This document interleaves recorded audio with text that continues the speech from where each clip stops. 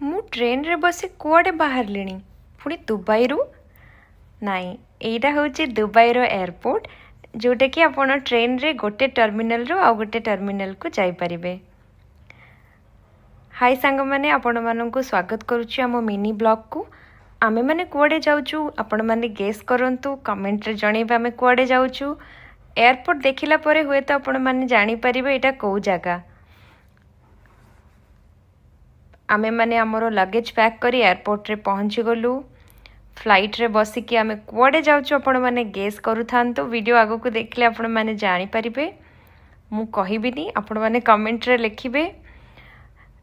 Late ନାଇଟ୍ରେ ପହଞ୍ଚିଲୁ। ପହଞ୍ଚି ସାରିଲା ପରେ ନେକ୍ସଟ ଡେ ଆମେ ରେଡ଼ି ହେଇଗଲୁ ଆଉ ଗୋଟେ ଜାଗାକୁ ଯିବା ପାଇଁ।